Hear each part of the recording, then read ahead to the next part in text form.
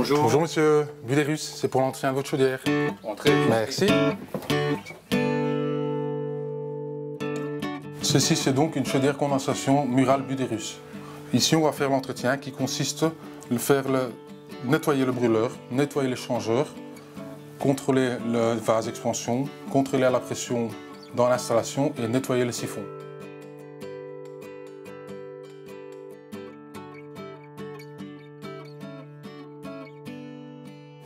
Ici vous avez l'échangeur, en dessous le couvercle vous avez le brûleur, là vous avez l'extracteur, vous avez le manomètre pour vérifier la pression dans l'installation, là encore derrière vous avez le siphon qui récupère les condensations, et ici vous avez deux modules, le WM10 et le MM10.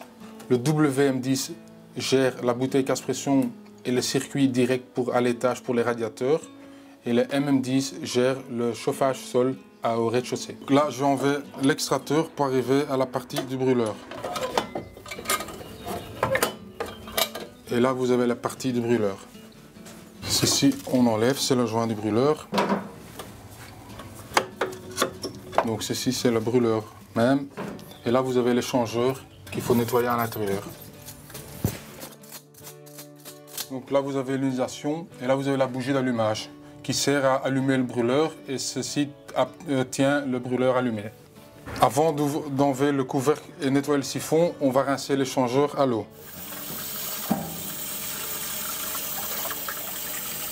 Là j'ai nettoyé l'ionisation qui doit être bien propre. Donc ici c'est l'endroit où il y a le brûleur qui se pose sur l'échangeur, et ça doit être toujours bien propre pour avoir une bonne masse sur le brûleur. On vérifie en dessous au bac de condensat pour voir s'il y a beaucoup de saleté.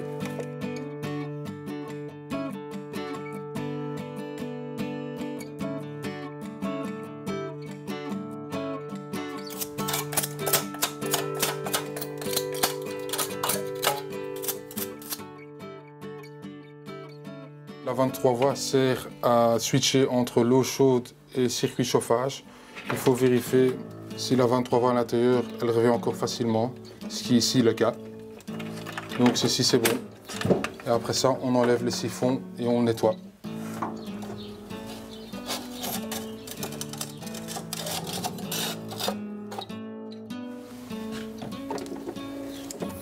Voilà, là on remet le siphon en place.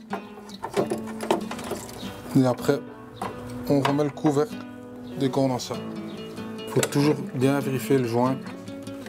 Donc j'ai déjà vérifié le joint, il a l'air d'être en bon état. Mais en mettant le couvercle,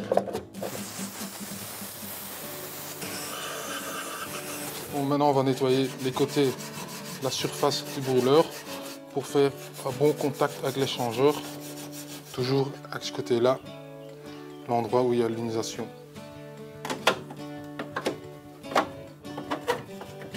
Ici, et le joint qu'il faut contrôler s'il n'a pas abîmé ou déchiré, sinon il faut le changer. Et on remet le couvercle avec l'extracteur.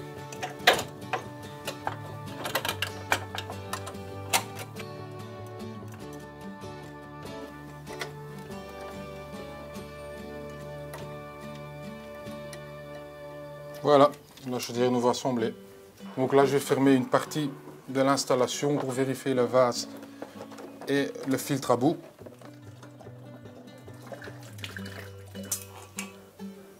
Donc il y a un bar.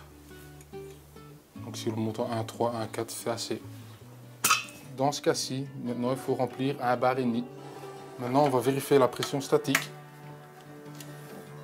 de l'installation. Il y a presque 30 millibars qui rentrent ici. Et puis on va allumer la chaudière.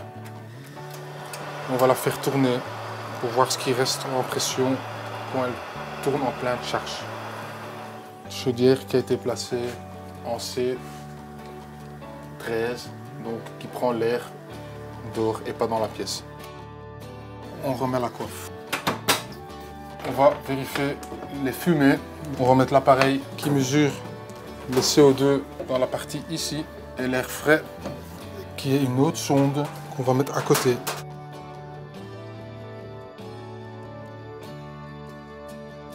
Pour qu'il démarre, pour qu'on la force à tourner. Et après on va vérifier la combustion. Le CO doit rester en dessous les 110 mg kWh par heure. Ça, c'est la température des gaz de combustion et ça, c'est la température d'environnement à ce moment-là qui se trouve ici maintenant dans la cheminée. Donc la température nette de ces deux-là doit être en dessous les 180 degrés et le rendement de la chaudière doit être au-dessus les 90 qui se trouve maintenant à 98,56. Donc la chaudière tourne très bien.